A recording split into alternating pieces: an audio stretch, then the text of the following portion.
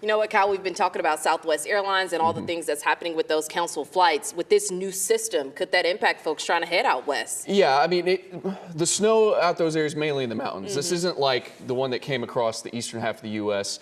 Leading up to Christmas, where it was, snow in Chicago and St. Louis and Baltimore, lower elevation areas, relatively speaking. This storm out to the west, the snow is going to mainly fall at the higher elevations. Most of the cities, aren't necessarily at the higher elevations.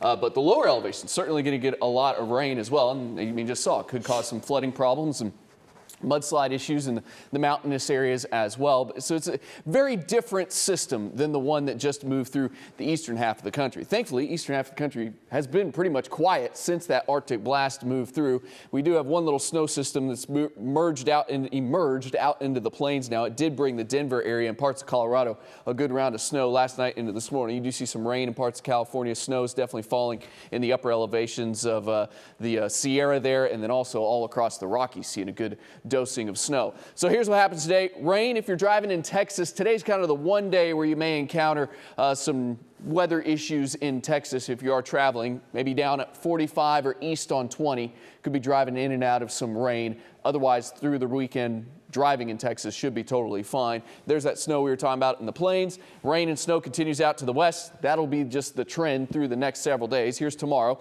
Rain from Mississippi to Alabama, even up to the Indiana and Ohio area. That system moves along the east coast as we head into your New Year's Eve. Rain and snow continues out to the west. By Sunday, the entire eastern half of the U.S. is dry, but we do have the rain and snow activity there across the western portion of the U.S. So here's what I was talking about. Here's your snow totals through New Year's Day. You can really see how it's the mountainous areas of the west, anywhere from New Mexico right on up to Montana and Washington, but no snow, or at least new snow, across the eastern part of the country, which was one of the major issues leading up to Christmas. That and obviously the cold. We're warming up, and the whole eastern half of the country warming up as well in the wake of that system. I mean, last weekend to this weekend, it's almost a complete flip in the weather pattern. Outside right now, some peaks of sun, mostly cloudy though. 67 already in Fort Worth, 69 in Dallas. You see little peaks of sun here or there. It's muggy out there as moisture has definitely returned to the area, and that moisture going to give some rain chances mainly for our eastern areas as we head through today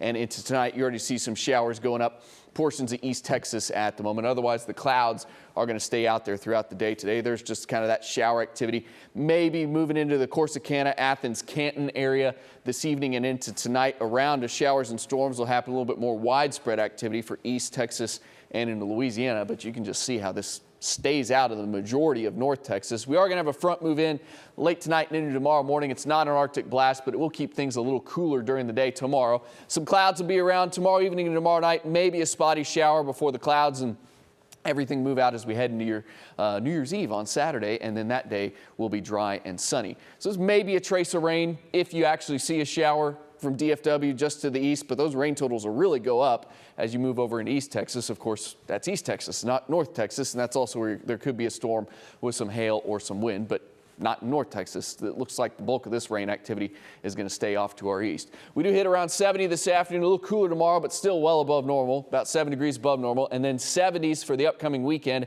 and even into the early part of next week as well. On Monday, we'll be watching the chances for maybe a little bit more widespread shower and storm activity, and then that day could come with a severe weather threat for parts of North Texas as well, so we'll keep an eye on that as we get closer. I don't know what happened on my 10-day there. That's the wrong 10-day. Everything is off. That's tomorrow's 10-day. Hold on, I can show you the right one. Yeah, there we go. There's the right 10-day. That's today's 10-day. You can see no rain for the upcoming holiday weekend. Your New Year's Eve plans will be fine, and there's those rain chances I was talking about on Monday. We'll keep an eye on that as we get closer. All right, Kyle, appreciate it.